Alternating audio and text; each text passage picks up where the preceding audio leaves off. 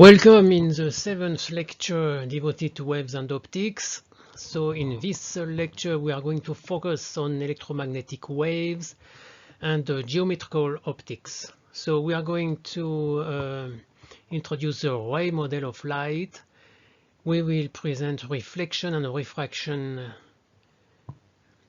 laws, and we will talk about chromatic dispersion and polarization by reflection. So our references are the same as usual: Fundamentals of Physics, Halliday, etc. Physics from John Colley, and the OpenStax free books. This time it is in volume 3. Let's introduce first the ray model of light. So in our everyday life, it looks like the light travels in a straight line, like if you are familiar with a laser pointer. It is emitted by a laser, and it looks like it doesn't spread much. It just produces a small dot on a screen. So what is a ray model of light? It is an approximation called geometrical optics. So light propagates in straight line as long as diffraction can be ignored. So we are going to talk about diffraction in another lecture. So as long as distances are much greater than the wavelengths of the light that we are considering, or the electromagnetic waves that we are considering, we can apply the ray model of light. That is, we can assume that light propagates in a straight line. So we have the time reversal principle. So the path followed by light does not depend on direction. Okay, so you can reverse the path of light. It will travel in the same, following the same path. Okay, so for example, let's take this drawing. So we are focusing on that small point on that pencil. So let's say some light is getting out. So the emission is isotropic, so it emits lights in every direction, in all directions like this. And some of these rays will intersect your detector, your eye. Okay, so you will see this dot, because some rays coming out of this point has reached your eye. Okay, so in fact this ray came from here and went there, but if some light were to be emitted from this point and following this path, at first it will continue and follow exactly the same path as the ray coming out from that point and going there.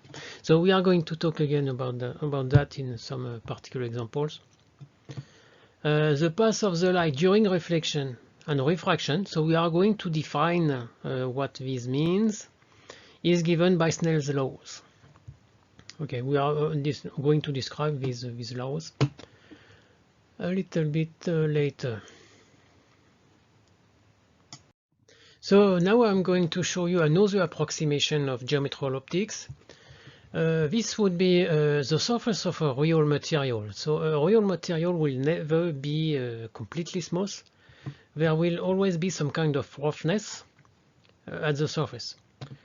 Alright, so in such a case, the reflection will be like shown here.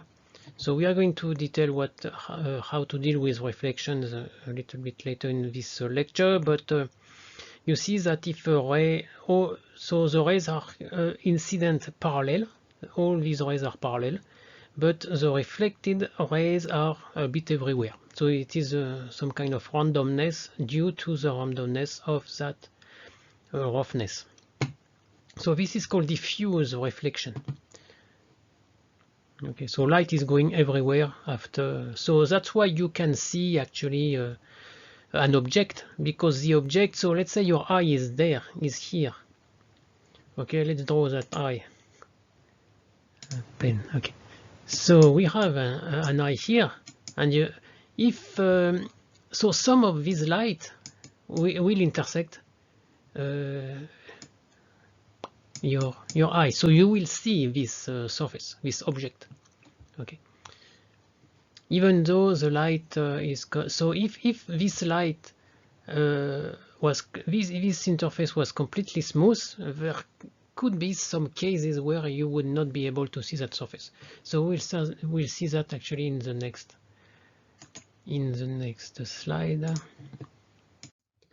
Okay, so this is a rough surface, so you have reflection about everywhere. So for wherever you are, you will see that piece of material, for example, paper.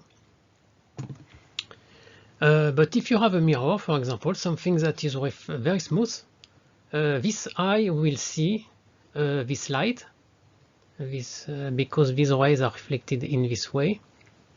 But this one will not see the light here. Okay, this for wherever you look, you will see this light coming. An image of this. Of course, it will be blurred a little bit. And here you will not see it if you are looking here. So the approximation of geometrical optics is also that we are using flat surfaces. Okay.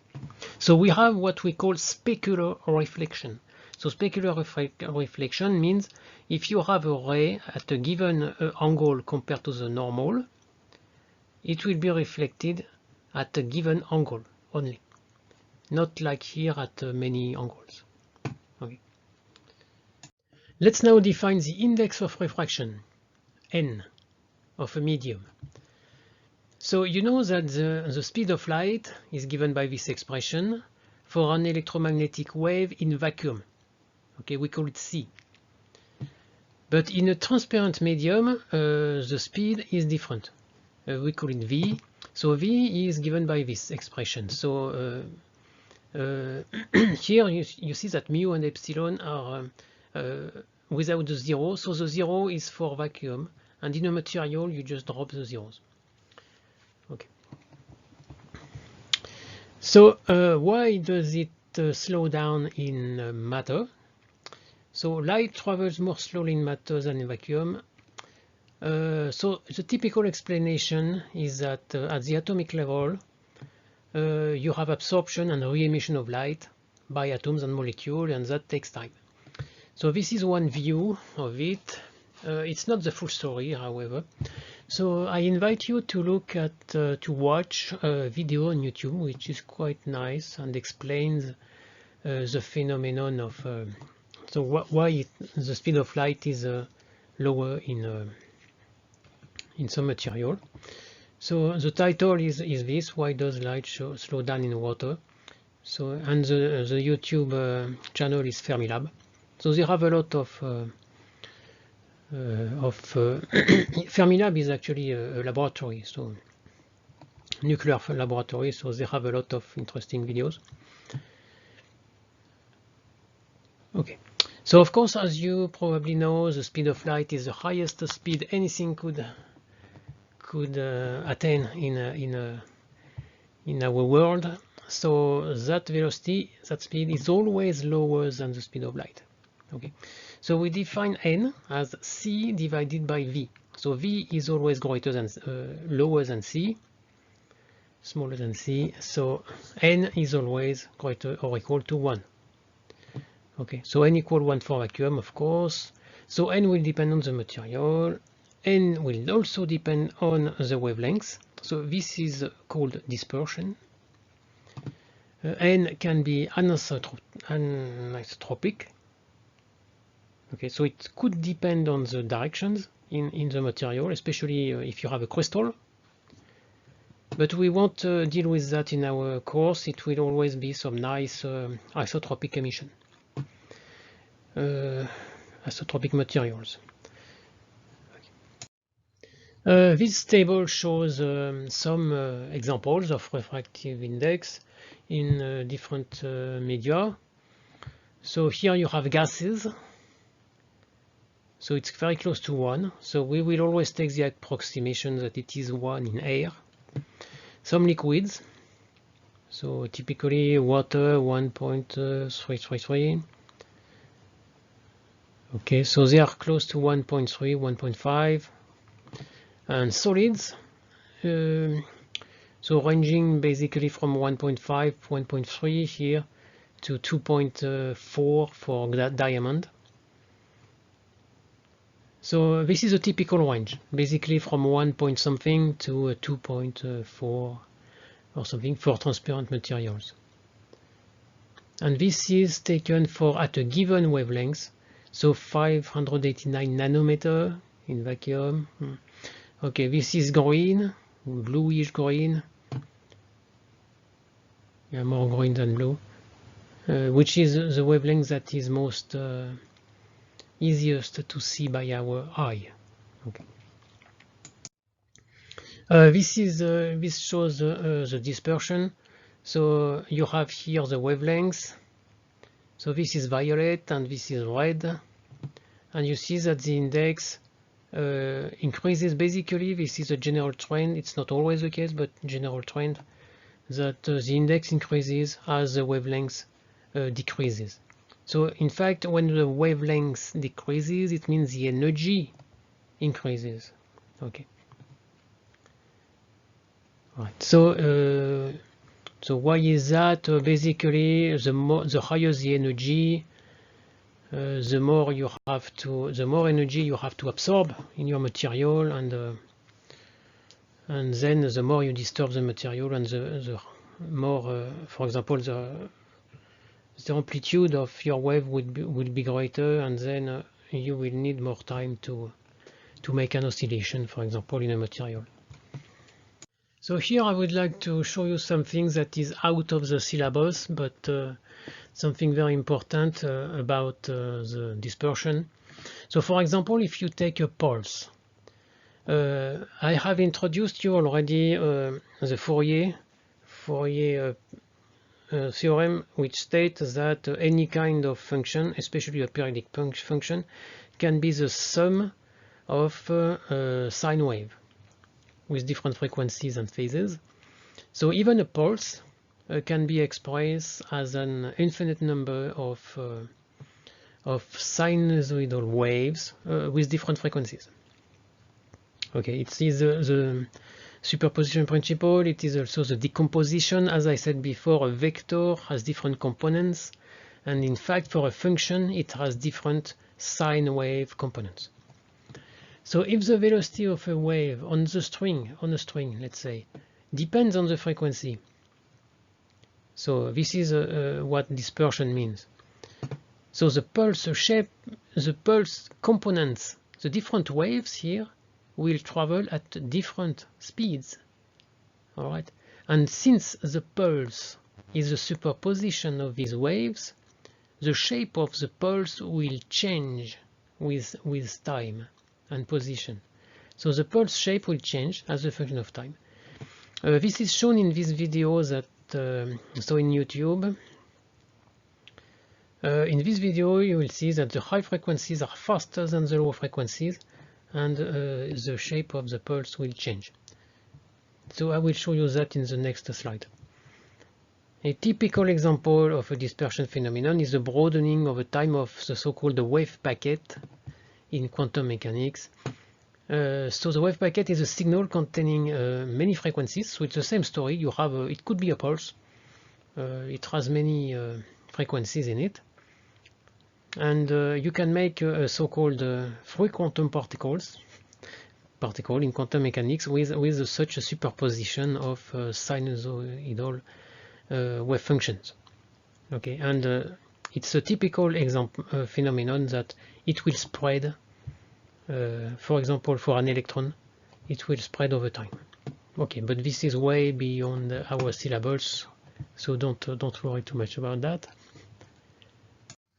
Okay, so this is a video. Most interesting is about at 1.35 for us, or 2.40. You will see that the high frequencies reach the string end. So the string end is here. This is the string. Before the main signal, which is made of low frequency traveling at lower speed. Hey YouTube, do you recognize this sound? That's a sound commonly used in science fiction movies to make laser guns, but what it really is dispersion. the separation of a wave into its component frequencies organized by their wavelength. In the case of this spring, when I strike it, an impulse is made. In order to make an impulse, you actually have to sum up a number of different frequencies. An ideal, perfectly short impulse would actually be the sum of all frequencies greater than 0. But this isn't the only place that you'll see this kind of dispersion. You'll also see it in long, tight wires, such as high voltage power lines on those big pylons. You'll also hear it in large sheets of ice on a lake. When those sheets crack, you'll hear that very characteristic twanging noise. But dispersion doesn't only happen with sound waves. It can also happen in light waves, such as with this prism. You can see all the different colors coming out of this prism as the light is dispersed by its wavelength. Now, I've described dispersion as the separation of a single wave into its component frequencies, but what does that actually look like? I'm going to set up my high-speed camera and send a small impulse down this spring. As the impulse moves, you'll be able to see it separate into all its component frequencies, starting with the smallest wavelengths, which will travel faster, and ending with the longest wavelengths, which will travel slower down the spring. If you pay attention to the near end of the spring, you'll notice some high-frequency vibrations whose wavelength slowly increases until the final pulse makes it all the way to the end. Those high-frequency vibrations are reflected first and lead the large pulse on its way back and forth up and down the spring. This will continue over and over until all of the energy is dissipated. The spring appears to move more and more randomly because the high-frequency vibrations separate more and more from the low-frequency ones as time passes. Eventually, all of the vibrations in each frequency has separated so far that the spring appears to just jitter. After reviewing this footage, I realized that I've actually seen this before several times and put these videos on YouTube. If you drop a water balloon onto the ground, there's a large pulse as it hits the ground that is preceded by some very small high-frequency ripples. This is dispersion of that pulse, the impact of the balloon hitting the ground, propagating around the balloon. Watching this clip very closely, you can see the high-frequency component reaching the close end of the spring even before the large pulse has made it halfway there. That's how much the dispersion actually affects this single pulse, separating it into all its component frequencies and sending the higher frequency ones faster down the length of the spring and the lower frequency ones slower down the spring. I hope you found this video interesting.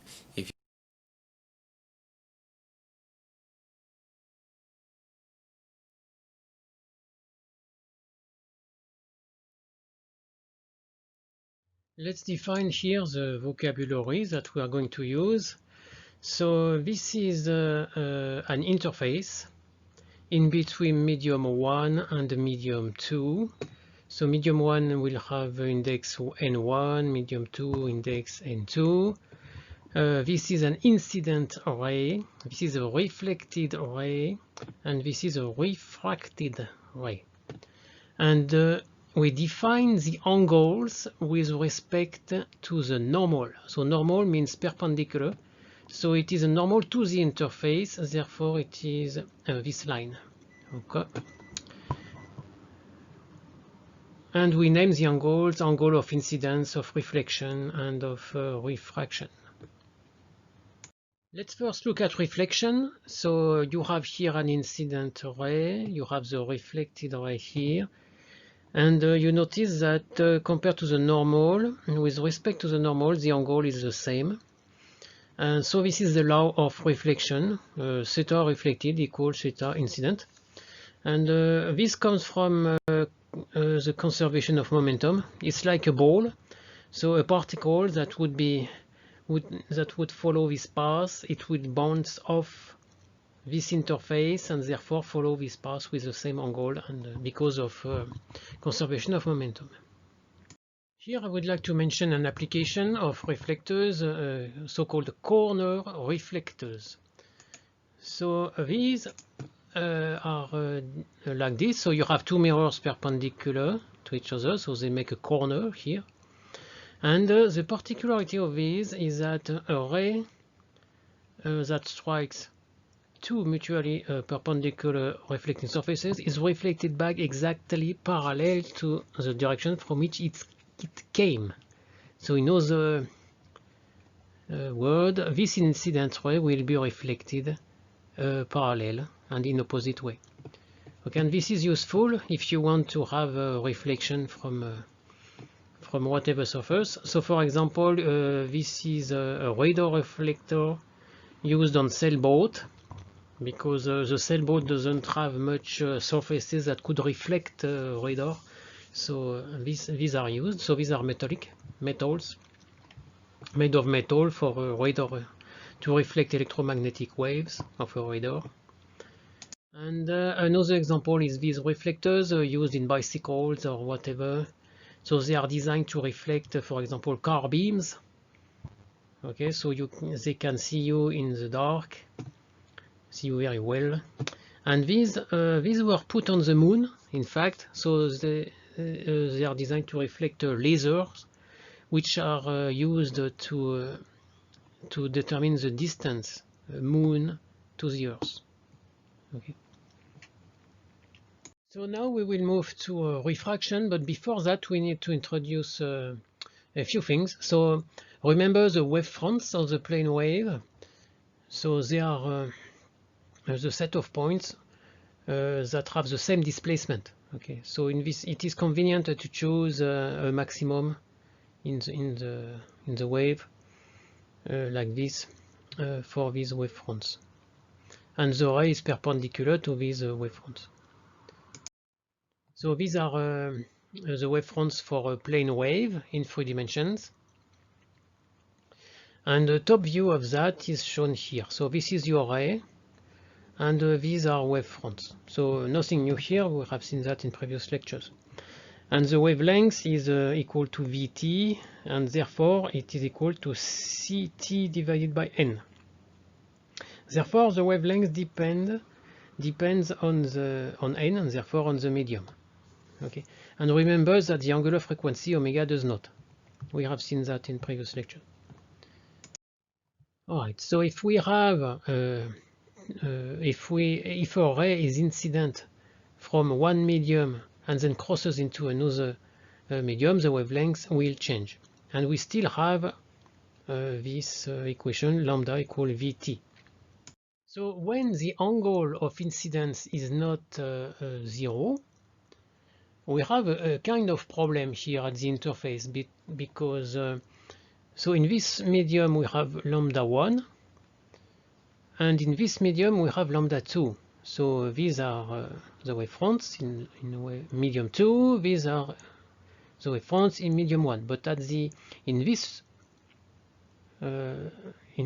location we have some problem, because at the interface you see that, for example, here you have let's say we decided that these wavefronts were maxima of the sine wave, let's say.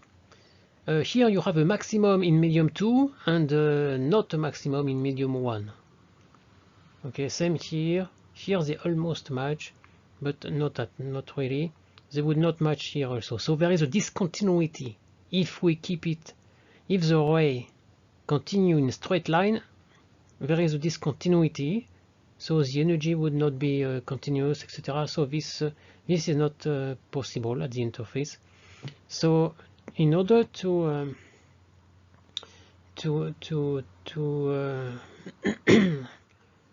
solve this problem, in fact, we must have continuity of the wavefront. So this one should match this one. Okay. Also in between you have one period. So this point must match this one, and the only way to do that is to bend. Okay, to bend the ray. So this ray will be like that, and it will be bent in another direction in medium 2. So we are going to see that in detail. So one way to explain that is to use the so-called Huygens principle that we are going to see shortly.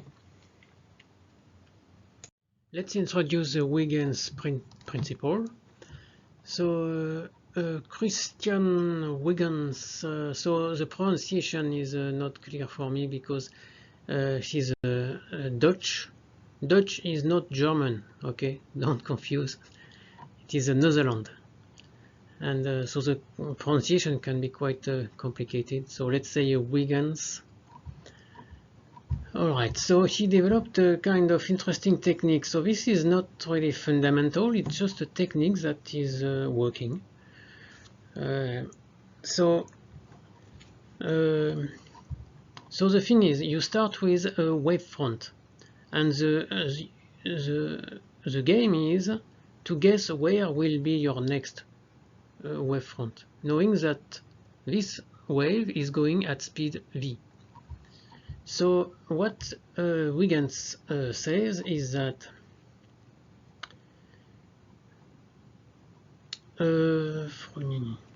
so he says that every point, so every point already there is an infinite number of points in principle, but okay, you can just take a discrete number of points and say that these points on the wavefront emit spherical waves at the same speed as the wave.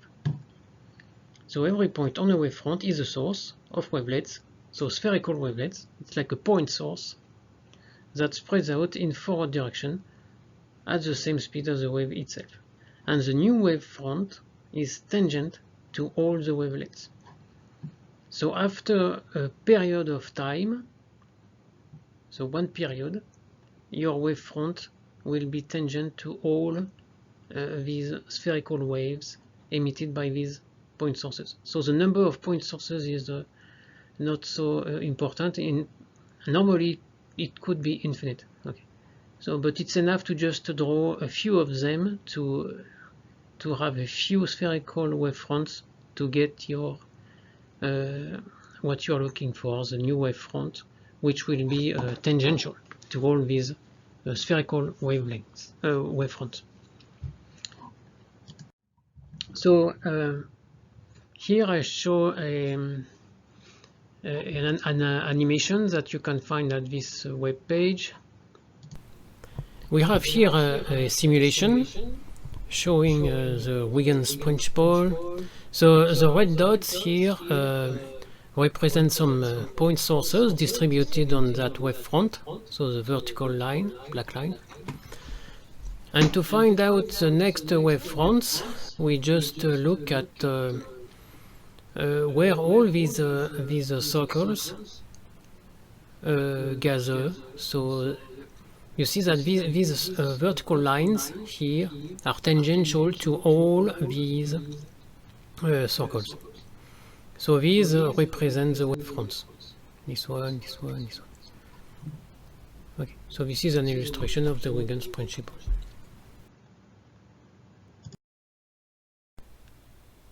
So here we have another animation. So let's start. Okay, let's restart. Okay, it is gone. Okay, so we have, let's pause. We have this material has index of refraction 1, so it could be like a vacuum or air. And medium 2 here in blue has an index of refraction of 2, let's say. And we have here an angle of incidence of 30. Okay, and this is what we see coming here is a wavefront. Okay. So when this wavefront will intersect the interface here, we will consider that this interface is made of many point sources which will emit spherical wavefronts. Okay, so probably the next step. Huh? Okay, so now we have these dots, which are supposed to be some some point sources. So each one emit some spherical waves like this. So the speed of the waves in medium 2 is lower than in medium 1. So so after a given time, the wave has propagated refracted a longer distance in medium 1 compared to in medium 2. Okay, so this shows only the waves generated when the wavefront have intersected the sources. And you see that you see here the tangent to all these spheres, and it makes a wavefront, okay, in both directions. So now the wave is going there, this way, perpendicularly to that wavefront in medium 1, and this way, perpendicularly to that wavefront in medium 2. Alright, so in the next step they will show a little bit more. They show now that they draw a line tangential to all these spherical wavefronts. Okay, and in the next step they also draw the rays. So the ray is perpendicular to the wavefront. Okay, so this will be the refracted ray, and this is the reflected ray. And of course the ray is perpendicular to the wavefront. Alright, so this is a reflected wave, this is the transmitted wave, or the refracted wave.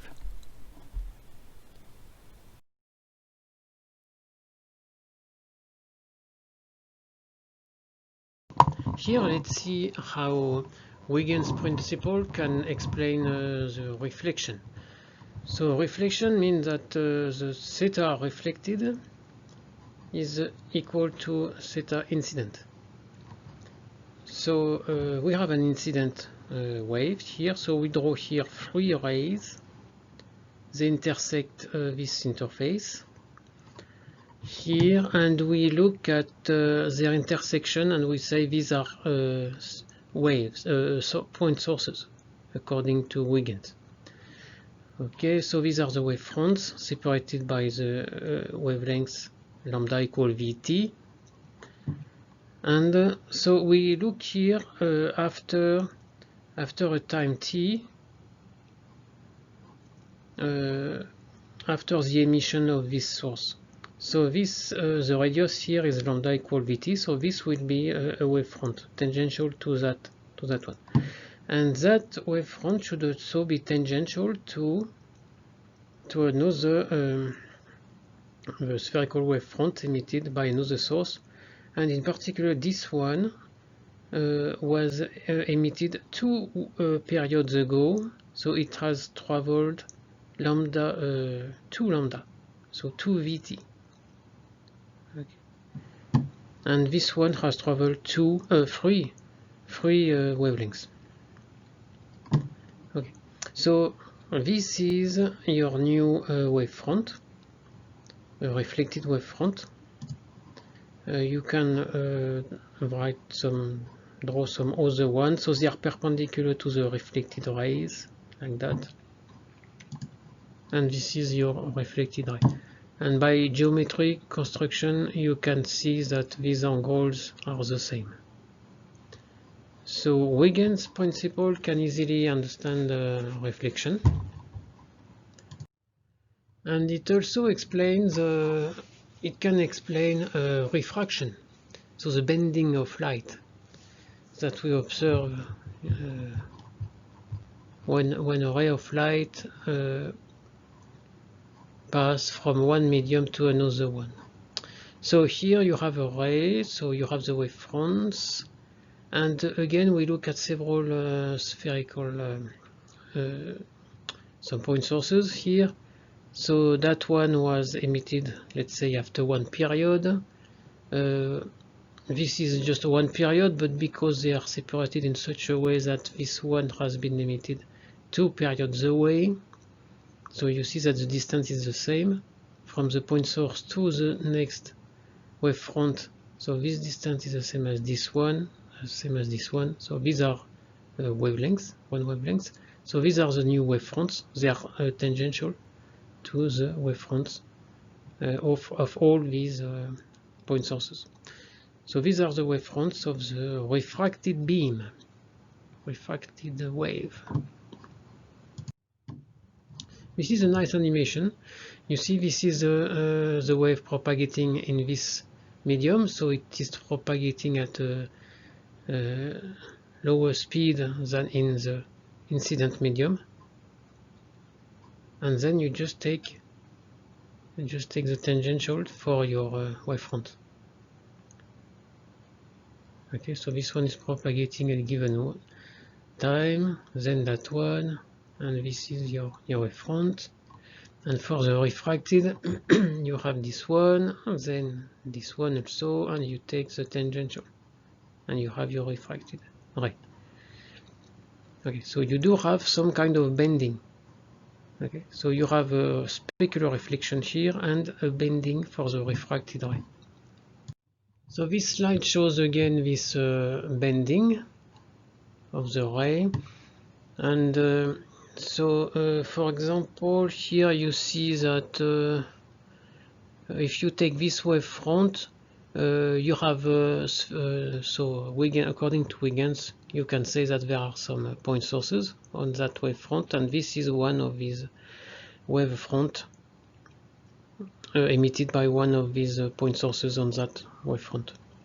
So it's a circular, and it is tangential to that one, and this one is another wavefront from a point source, but located on this wavefront.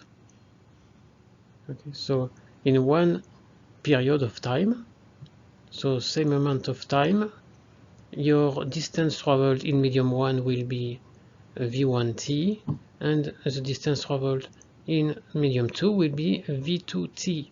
So you see here that we have continuity of our wave, our displacement, for example, of in this case continuity of the electric field. Okay, because you can, if you follow one wavefront, you can continuously follow the wavefront. There is no discontinuity at the interface. So now let's find out the relationship between theta 1 and theta 2. So the relationship between theta 1 and theta 2 is known as Snell's law, so written here. So this is in fact quite easy to determine using simple geometry. So let's take so medium 1, medium 2, let's take one ray here and another ray here. So theta 1 is here, theta 2 here. So following simple geometry, so since theta 1 is here, it will be here also. Alright, and so for theta 2, if it is here, it will also be here. Alright, so this is simple geometry. Now you just have to write, so let's do it. For example, sine theta 1. Sine theta 1 will be lambda 1 divided by h. Okay. And sine theta 2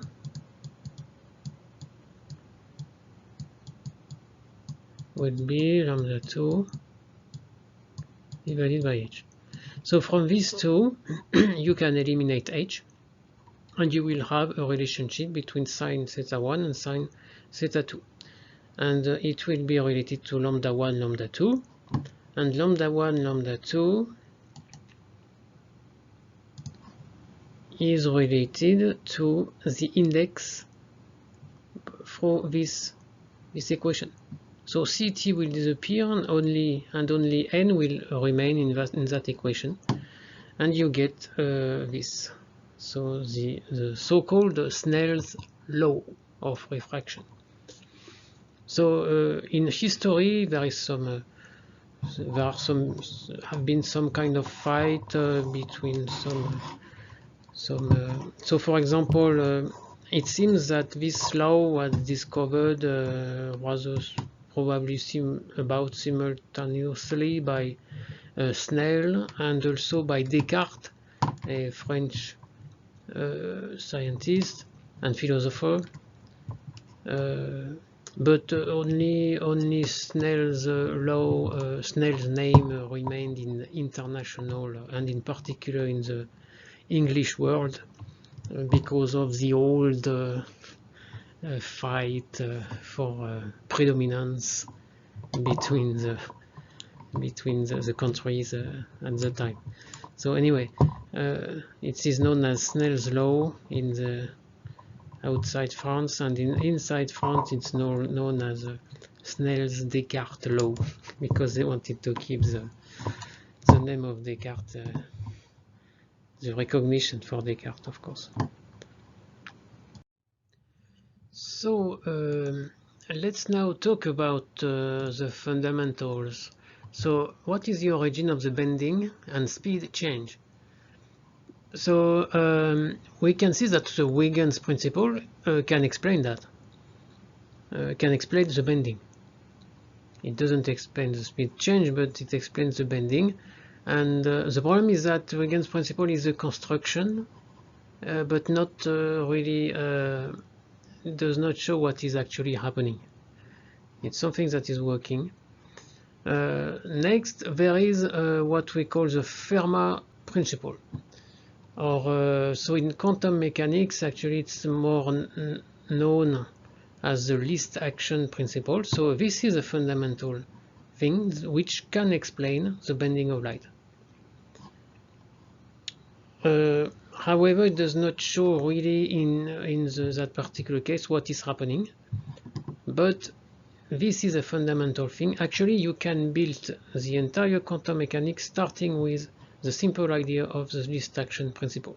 So it is strong, it is a valid fundamental principle, but okay, it does not show in exactly what's going on. So what is the Fermat principle actually? It is like least action or least time. In some case, it is just comes back to the least time. When you want to go to point A to point B, light should travel using taking the least time. Okay, so actually you probably have seen that in mechanics as well. If the typical problem is, I will draw it here. Let's say you are here. You want to go there. And this is a river, and this is land, and here is the grass. You are on the beach, for example, or whatever, and you want to go from this position to that position, knowing that your speed when you run on land is higher than when you swim. Okay, so so you have to optimize your you will follow such kind of trajectory. This one, because you will travel a longer distance on land because you can go faster, and then like that. Okay, so this is exactly the same. There is a bending because of the trajectory, because of the change in the speed of the object in two media here. Okay, so this is also a result of the Fermat principle, and it explains very well fundamentally what is going on with light, without really showing what is happening. So what is happening is in fact completely described by Maxwell's equation, and the details are actually beyond our syllabus. And so the basic thing is that you can use, when you change from one medium to another, there is a boundary, an interface, and you have your Maxwell's equation must be valid in both media, okay, and in particular on the interface.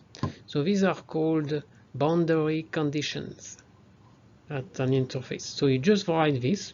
You write that Some things should be continuous, some it's not the case for everything, but some things must be continuous at the interface, and this gives you some conditions at the interface, at the boundary. And solving that, you find the bending also. And if you want to know more about that, I recommend some two quite recent videos on YouTube posted by Fermilab. So why does light slow down in water? They will show you. And why does light bend when it enters glass or water, for example? Notice that in these videos they show you just one polarization of the electric field. They show you the case, in fact the easy case.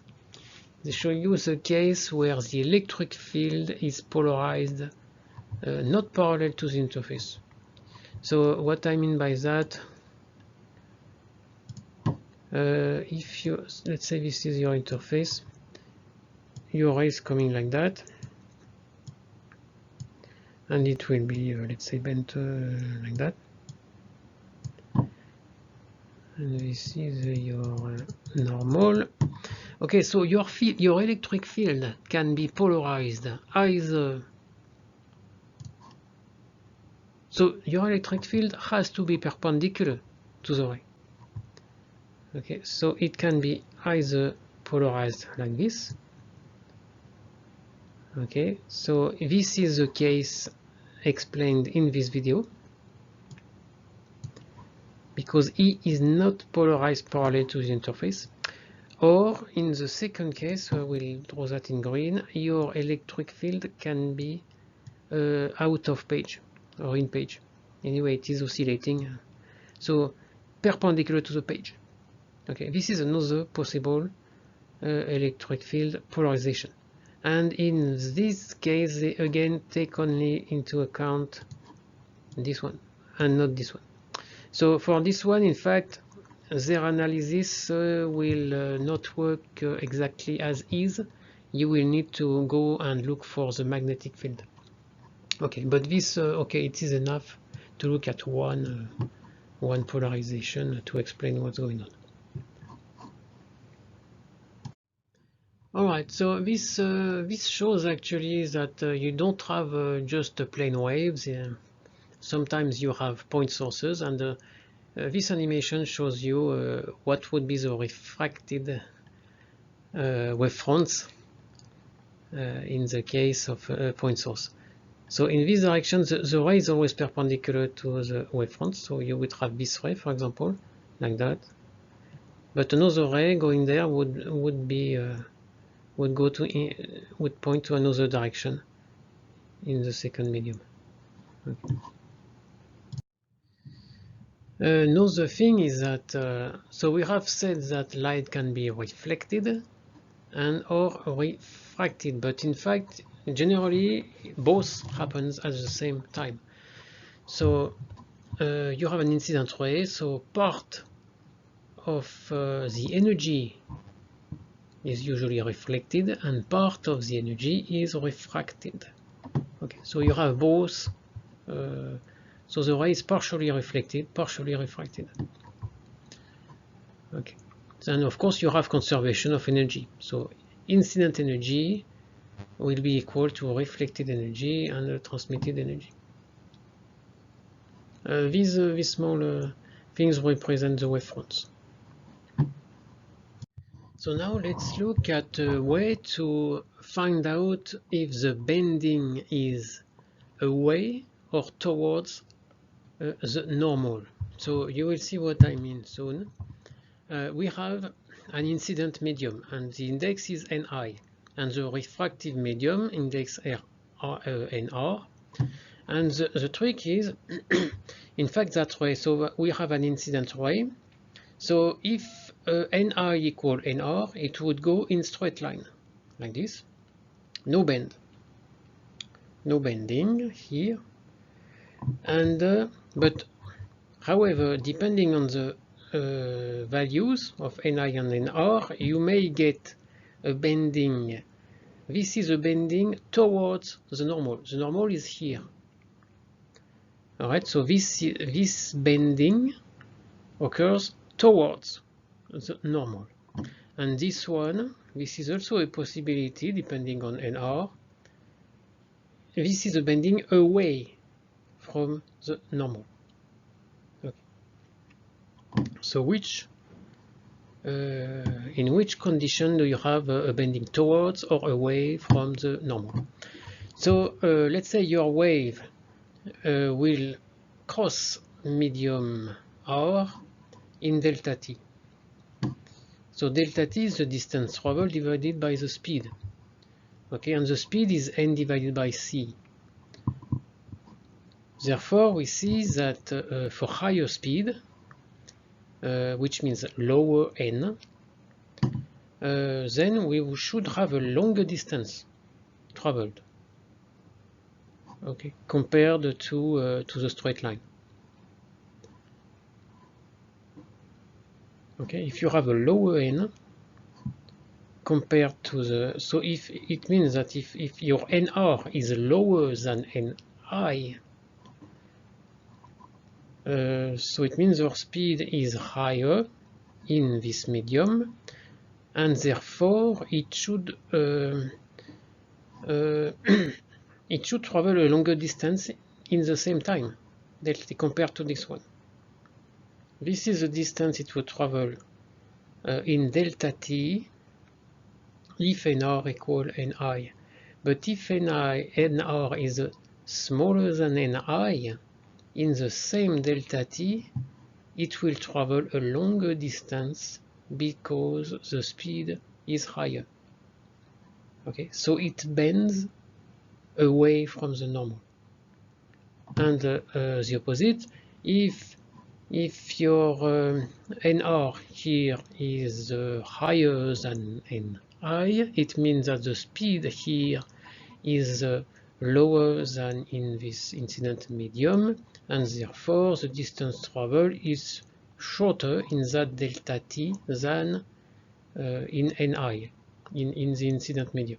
Therefore, the bending should be towards the normal in order to have a lower distance, a shorter distance here traveled in delta t.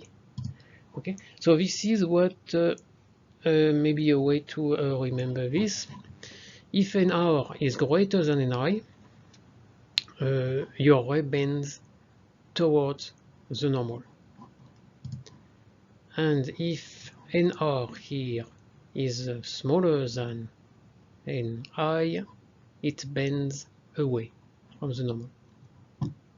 Okay. So, for example, if you have water, this is air, this is water, this is this condition. So you do have the usual thing. But if you are in a water and this is air, you would have a bending away from the normal. So now looking at such a kind of problem here, rank the materials according to index of refraction greatest first. So you can see that by looking at how light bends. So starting with A, you are here, so it would continue in this direction. So you bend towards the normal, which means this distance is shorter, so it is a slower medium. Therefore, n is higher than nb is higher than A. Okay, if you compare B and C, you see that it would so that way would continue like that, and this bends away from the normal, a longer distance. So which means that this medium is faster than this one, and therefore n is smaller in C than in B, etc. And you also notice that even though you go through many several layers here, the angle here, this ray is parallel to this one. In the same medium, in the end, your ray will have the same angle with respect to the normal. Okay, so in fact you could write Snell's law all the way. This is for the first interface, this is for the second interface, etc. So you find indeed that theta A is equal to the same theta A here. Okay. But you can also compare directly A and C, for example. So you have NA sine theta A equal NC sine theta C. Okay, directly. And you can see that in this case, indeed, you have a bending away from the normal. If you look at A, the angle for A and C. Yes. So NC is lower than A because it is faster. This slide shows the principle of reversibility of light. You see that you have medium 1 and medium 2, so the ray is bending here. So obviously this medium is slower. So your no, it is yes, slower. So n is higher here. So you have a bending towards the normal. And but if you start from here and you go the other way, but following the same following the same line here, so you are here, and when you cross into medium 1 is faster, therefore you will bend away from the normal, and you get exactly the same path. Okay. Let's look at some consequences of refraction. So this, you may be familiar with these. For example, when you look at a pencil in a glass of water, you see that it appears like broken, and this is due to the refraction of light. So in this case, you just have the pen from air to air, but here you are in water. So in water, and then outside you have an interface, water, air, and therefore so if you see this construction, this is your pencil, and this is the image that you see when for the part of the pencil inside the water. So it is shifted like this. So this shift can be seen also for just a block of glass here.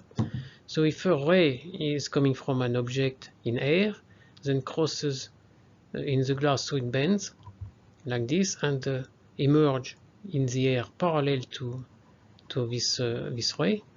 So for someone observing here, it appears shifted by this amount here. This is another common observation. When you are outside a pool or the sea, you see that the object inside the pool appear at a much shallower depth than they really are. For example, the pool appears less deep than it really is. So be careful. If it looks like it's just 1 meter, it might be closer to 2 meters. All right. So, and this is because of the bending. So your let's say this man is down there, and so a ray of light will go there and then bend.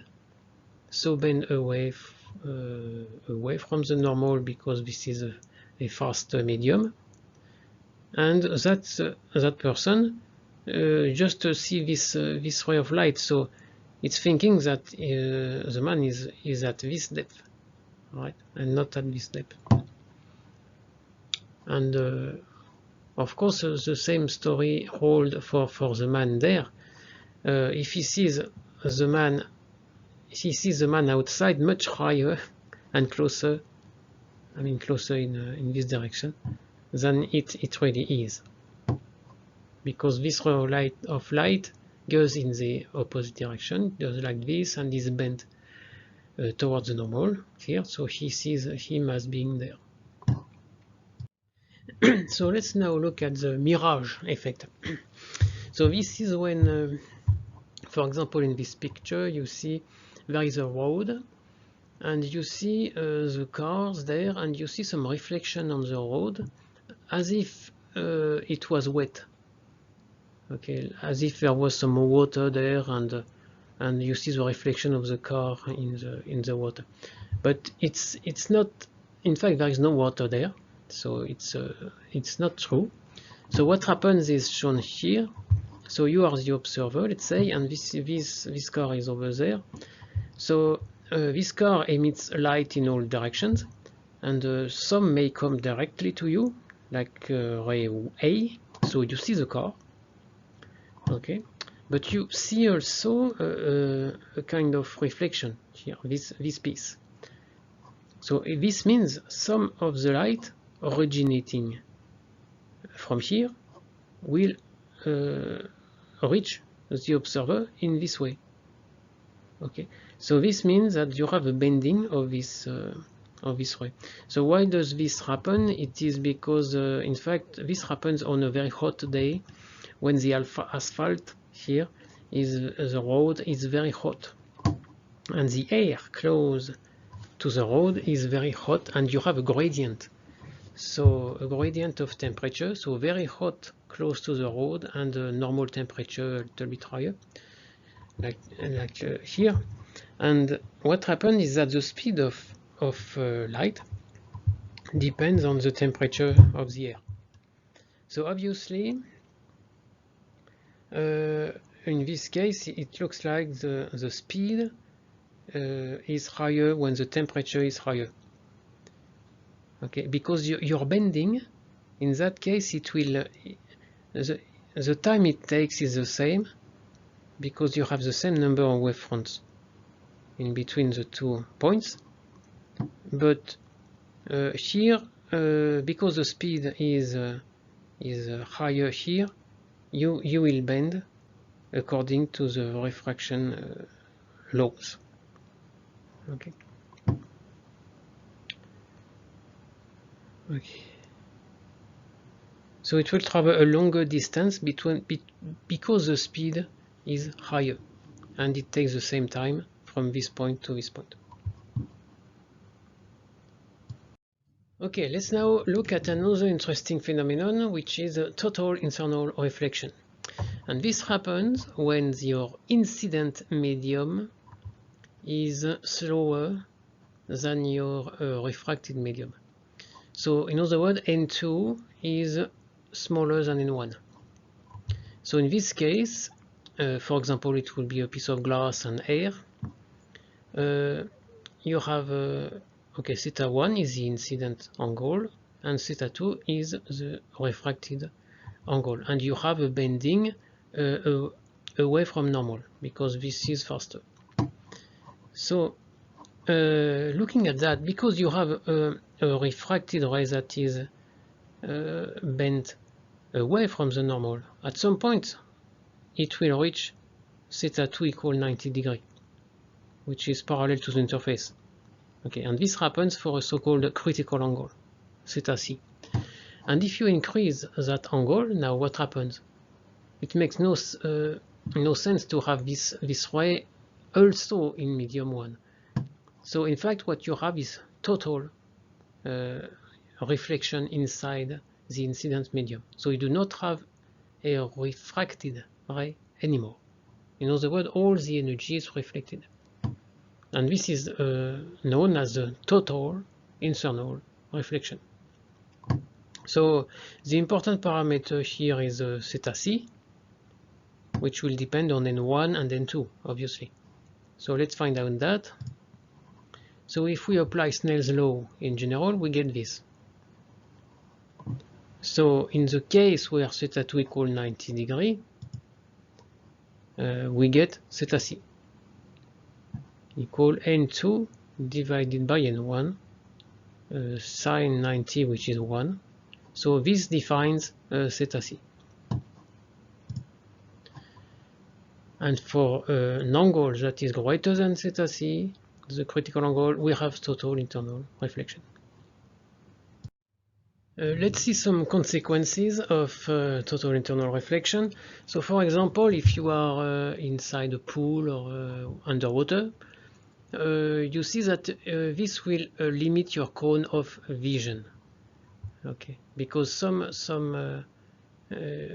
okay, because of this construction. If you see that here, you will see the woman like that, the tree like that. So the fish underwater have a special kind of vision. Another example that you can do in the lab or at home maybe now, if you have a laser pointer, it's enough. You can take some a bottle like this, PET bottle, you dig a hole, small hole, and you put inside a liquid that should be a little bit let's say translucent, not fully transparent, not fully opaque. So something that can transmit light, but still it must have some particles in it, such as that you have some scattering. So maybe I should explain. Okay, for example, when I use a laser pointer, so this is the laser pointer, let's say, and it emits light, and you see a red dot on the screen, but you do not see the path of the beam. You do not see this. So what happens is that, so I will draw that in blue. If you have a lot of particles in between here, the light, let's say it's a green laser, the light will scatter it. We say these particles will scatter light. So it's like a collision. Okay, if the light or small refraction and reflection on these pieces. So some, let's say, a ray of light will be refracted that way, another will be reflected that way, etc. So in all the paths you will have some part of the light will go anywhere. So if you are let's say here, how to draw a nice eye, okay, so you are here, so some of these rays will eventually penetrate in your eye, so you will see the path of the light like this, okay, inside. So if this is totally completely transparent, you will not see it. So you must have some kind of particles inside. So actually I did some experiment like that, and what I find was working well is just adding a little bit of milk in water, but a very little amount is enough, and then you can see, you can do that experiment. And with the hole here, you see that so water will flow, and in fact you see the reflection at the boundary between the liquid, the water and the air, here, so you can guide light in this kind of pipe of water. Of course, because this, you have conservation of energy, so whenever you have a scattering event and some light getting away from that, removed from that straight line and going into your eye, for example, this is some energy that is lost. So as a function of distance in the pipe, you lose energy, and eventually you cannot see the light anymore, because all the light has been lost by some scattering events. And this is the principle actually of optical fibers. And so all these optical fibers that are used to transport information, including everything you do with your mobile phone or PC when you use internet. So what happens is, indeed, you have some reflection like that, and as long as the angle is greater than theta c, you have full total internal reflection, and you don't lose your light. Okay, so in here you need a greater index inside. So in the core, this is an optical fiber, so inside it's called the core, and the outside you need to have to put an index that is lower, and this is called the cladding. Okay, another thing is that any optical fiber has a so-called acceptance cone, because you see that if so your critical angle will be compared to the normal here, like that. So if your angle is smaller, I will write, okay, in this case, so if this angle is smaller, that one is smaller than the critical angle, you will have transmission in the clad, so you will lose the light. It will not be guided inside the optical fiber. So there is an acceptance cone that is determined by this critical angle. Okay, so this is just for your information. As you know, as you may know, there are a lot of, so this shows actually the optical fibers across the ocean. So there are physical optical fibers, some wires crossing the oceans and transporting the information of the internet. And they are real wires, so kilometers of wires crossing the ocean and connecting all the countries in the world. So these are taken from telegeography.com. These are just made some kind of, there are different types of style for the map. I just showed this kind of vintage old style. Okay, so you see the more developed the country or the continent is, and the more dense these lines are. So of course it's very dense in Asia, here. And you see why these hot spots in the Middle East are very important, strategic. It's not only for oil, it's also for these, because these optical fibers, they also cross these strategic locations.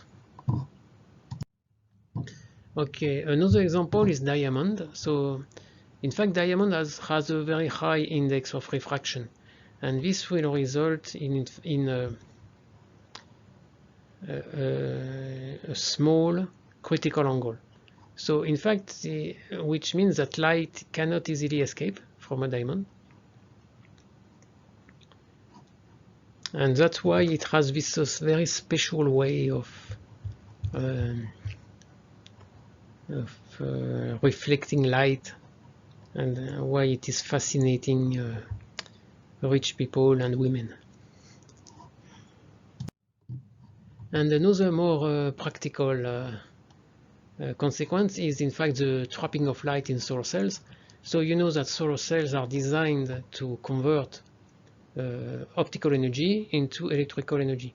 So in the first place you have to capture that light.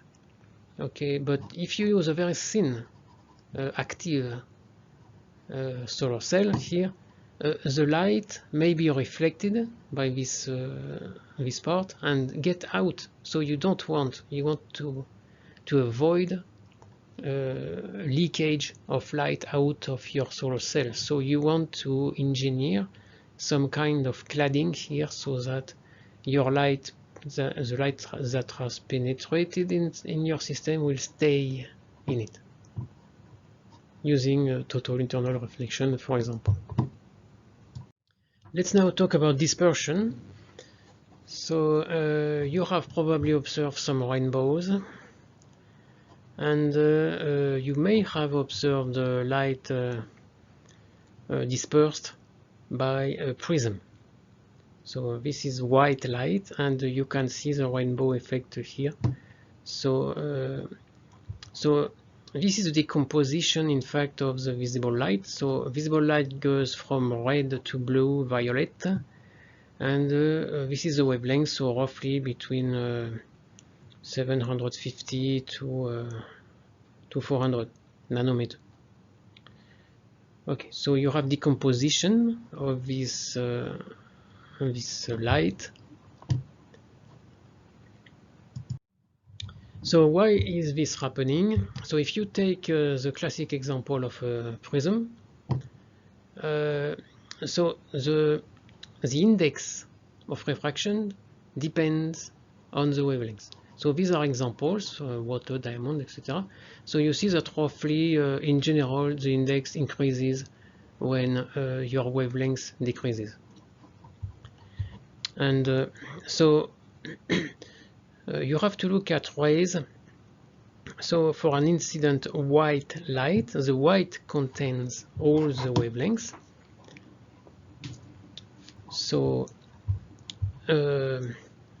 but the bending will depend on n. Therefore, all the different colors will be bent at a different angle. Okay. So you will have a decomposition from red to blue of your white light because of this phenomenon. So this is, for example, the index of refraction as a function of wavelength for fused quartz. So it's basically SiO2, crystalline SiO2.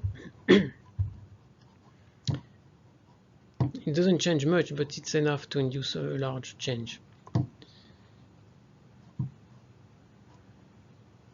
So this is basically explaining everything. So this is called a chromatic dispersion. Chromatic because of the color. Okay, dispersion. So remember, it was in this video, in this lecture, we showed a video from YouTube showing the dispersion of the speeds in a wire, and we were using a pulse and showing that the high frequencies were going faster than the low frequencies. So it's the same story, but in reverse, in fact, because here the high frequencies are in fact the low wavelengths, and they are going slower in the case of light. Okay, in a normal material. But basically it is the same story. It is a dispersion, so a change of speed depending on the wavelength or on the frequency, etc. And it's called here chromatic because it has to do with light. So let's see how it is going on for the bending. So here you have incident, let's say white light. So some of it is reflected and some of it is transmitted. In this case we have air and glass, so glass is slower than air, so you will have a bending towards the normal for both from red to blue, all the wavelengths. But because the blue has a higher index of refraction, it is therefore slower than red, it will bend more, okay, because it has to travel a shorter distance in the same and for the same time compared to the red and compared to an unbent, something that is not bent. Right. So blue is bent more than red in this case. So now if you look at this particular case, in fact it is the same story. Here you have incident light in a slow medium and you suddenly emerge into a fast medium, and here your blue will be bent away from the normal and more than the red. Okay. And actually it works, so the principle of reversibility of light also works. If you start from here, the red will be, and you go into a slower medium, your red will be bent towards the normal, but at a smaller angle compared to the blue. The blue is bent more than the red. Okay, so what you have to remember here is that whatever the case, blue is always bent more than red. One consequence is of course the rainbow. So how it works is shown here. You have droplets of water in the sky. So you observe rainbows generally when it is both raining and sunny at the same time. So what happens is that sunlight is refracted by a spherical droplet, reflected here, and then refracted back in the air. And this, it's like the prism effect. You have a decomposition of white light into a spectrum going from red to violet.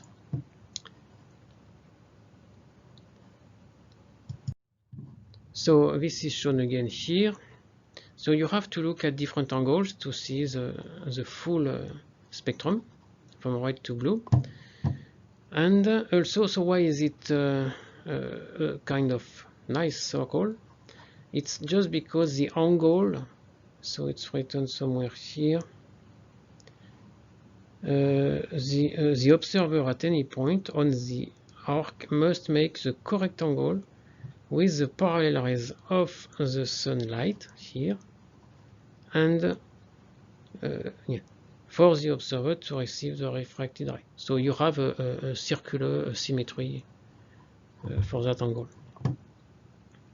Okay, so this shows actually a double thing. So this is explained in your book, maybe in your book. I'm not so sure. So this is the second order, in some sense, of the refraction.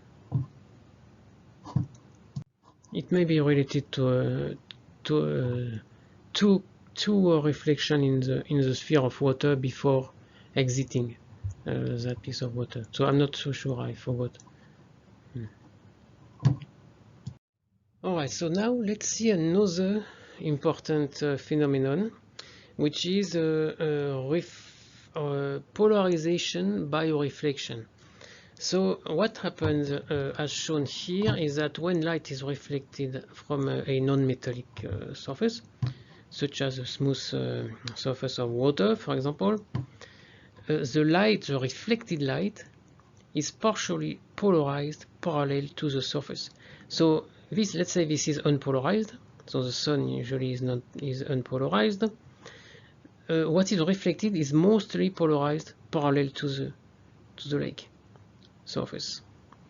Okay, so this is small. You will have a small amount of vertically polarized light and a large amount of horizontally polarized light. So this is we can check that with these pictures, for example. So this is what you see normally. So what is that? It is, you see some water, and you see the bottom of the water here, and this white thing is in fact the reflection of the sky. So there are probably clouds in the sky, so you see the reflection of things in the sky, so specular reflection mostly. But in this one, so this one is the same picture, but taken with a polarizer, which eliminates the heavily polarized reflected sunlight. So what happens is, in fact, here you have two types of light coming into your eye. You have the light coming from underwater, so from all this the seabed, and the light reflected from the sky. And that light which is reflected by the surface, but that light coming from the sky is heavily polarized horizontally. So if you put a polarizer, a vertical one, that completely take away that horizontally polarized light, you will cancel most of the light coming from the sky, and you will see mostly the light coming from underwater. Okay, so this is what is happening here. You suppressed most of this light reflected, and just to see what is coming from the sea bottom. So this slide shows you actually the same thing. You have unpolarized light coming, and this is your reflecting surface. So the reflected ray light is mostly polarized horizontally in this case, and you have also so transmitted light, refracted light, which has both a lot of vertically polarized light and a little bit of horizontally polarized light. So there is a particular angle called the Brewster's angle, and this happens when that particular angle is 90 degrees. And in this case, this light, reflected light, is fully polarized horizontally with no vertical component. So we are going to see this in more detail. So actually this is called polarization by reflection. So the amount of polarization in the reflected beam here depends on the angle, and it's so varying from no polarization, so unpolarized at normal incidence. So this is not unpolarized. Okay, so the reflection is also not unpolarized if this angle is 0. So it just reflects like that.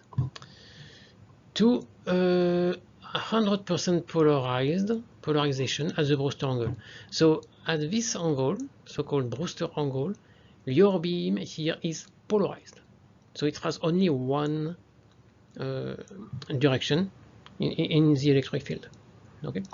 So let's find out this theta b. It happens when this angle is 90 degrees. So we can write this. So Brewster plus refracted angle equal 90 degrees. So this is what we want. This we don't know yet. So we have to write another equation. So for example, Snell's law, given by that. So now we have two equations, two unknowns. So we can solve for theta b. So we can replace theta r here by 90 degree minus theta b. Which is what? Let's do our unit circle here. So if we have 90 degree minus an angle, so let's take this kind of angle, 90 degree minus this angle, and the sine of that, so it is this. So we see that it would be the same as the sine of that, which is of the cosine of that, which is cosine theta b. Okay, so sine, this is cosine theta b, so we can take the tangent and get tangent theta b equal n2 divided by n1. So this defines the Brewster angle. So we can so for an easy situation where we have air and another material here, so you would get n1 equal 1 and n2 equal n, and you would get just tangent theta b equal n. Okay, but this is important formula to remember. So about the physics, what is going on here? So this is the mathematics, but physically, why is it like that? So it comes from the fact that an electromagnetic wave is a transverse wave. So the electric field must be perpendicular to the direction of the wave. Okay, so it is the case for these two polarization. It is the case also here. This is out of page, so it's polarized. But imagine you have